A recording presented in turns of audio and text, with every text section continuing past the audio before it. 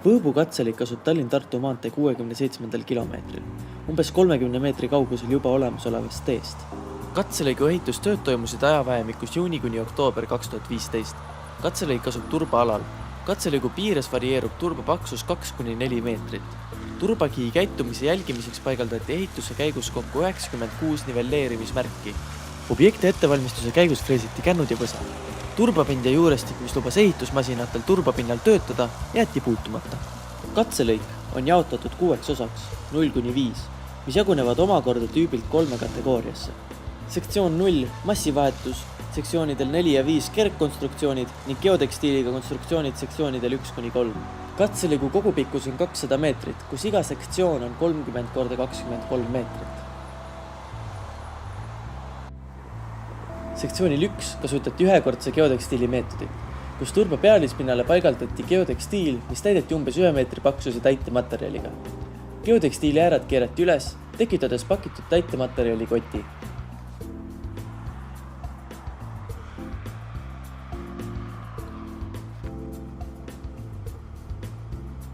Teisel sektsioonil kasutati kahekordse geotekstiili meetodit, kus turba pealispinnale paigaldati geotekstiil, mis täideti umbes 0,5 meetri paksuse liivast täitematerjaliga. Geotekstiili ääred keerati üles, tekitades pakitud täitematerjali kott. Sellele kihile paigaldati teine geotekstiili kiht, mis täideti samuti umbes 0,5 meetri paksuse liivast täitematerjali kihiga.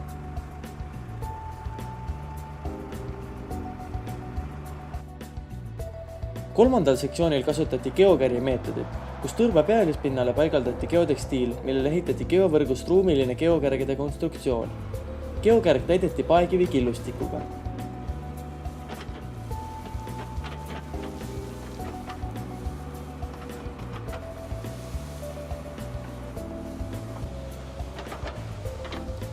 Sektsioonil 4 kasutati kergkruusa meetodit, kus turba pinnale paigaldati geotekstiil, mille sisse pakiti umbes 1 meetri paksune kergkruusa kiht. Kergkruusa kiht kaeti geotekstiiliga.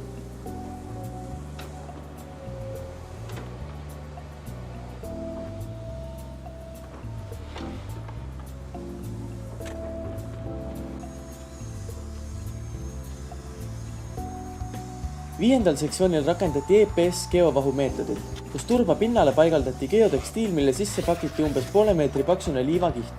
Liivakihile laotati 2–4 kihti EPS geovahu blokke kõrgusega 1–1,4 meetrit. Geovahu plokid kaeti ehituskile, geotekstiili ja geovõrguga. EPS plaatide kihid ühendati omavahel plastiktorudega. Sektsioonil 0 kasutati massivahetusmeetodit, kus turvas kaevati välja ja asendati täitematerjaliga, milleks oli kas liiv või kruus.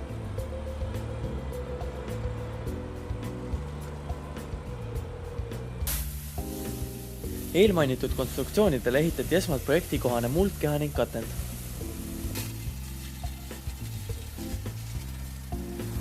Ehitatud konstruktsioonidele, välja arvatud sektsioon 0, lisati ülekoormused vahemikus 0,5–2,5 meetrit.